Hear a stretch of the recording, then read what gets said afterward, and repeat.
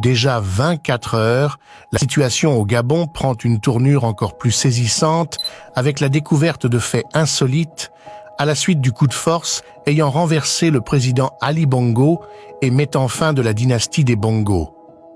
Dans les heures qui ont suivi le putsch, des valises et des sacs remplis de liasses de billets en francs CFA, dollars et euros ont été retrouvés chez Yann Ngoulou. Toutefois, la véritable identité de Yann Ngoulou est loin d'être ce qu'elle semble être de prime abord. Il s'agit en réalité du chef de cabinet de Noureddine Bongo, fils aîné du président déchu, Ali Bongo. Questionné sur l'origine de sa fortune lors du débat présidentiel en 2016 par le journaliste Alain Foka. Ali Bongo répondait ceci. Non. Monsieur le Président, vous parlez de fortune.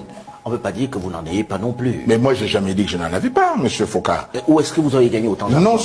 Non seulement je n'ai jamais prétendu que j'étais pauvre, j'ai dit que j'étais très confortable, et en plus, c'est pour ça d'ailleurs que j'ai décidé de même partager mon héritage avec la jeunesse gabonaise. Mais où est-ce que vous avez gagné cet argent? En faisant quoi? Mais moi, je n'ai pas toujours été aux affaires. J'ai gagné honnêtement ma vie.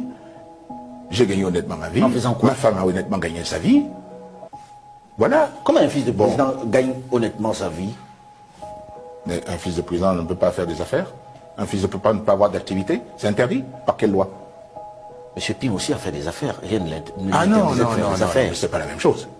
C'est pas la même chose. Mais vous avez l'air de connaître mieux les affaires de M. Ping que lui-même. Parce que chaque fois vous dites que c'est pas la même chose. Non, mais pourquoi lui n'aurait pas gagné de l'argent proprement en faisant des affaires? D'abord, il y a certains dossiers dans lesquels nous retrouvons les traces de monsieur Ping et ses fils.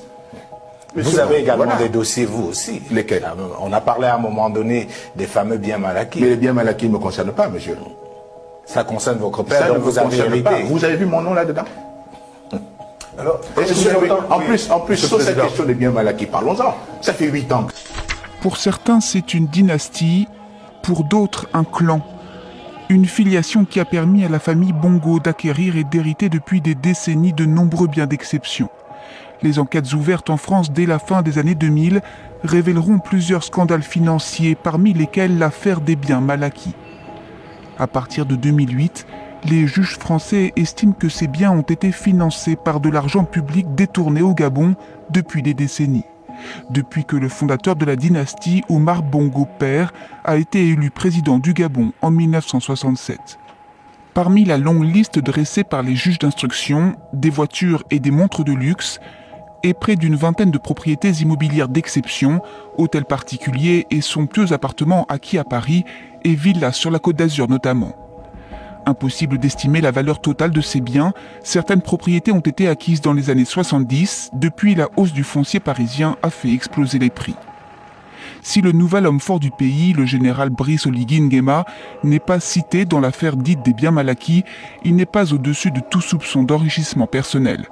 Selon l'organisation américaine anticorruption OCCRP, il aurait acheté en espèces entre 2015 et 2018 3 propriétés aux États-Unis pour un montant supérieur à $1 million.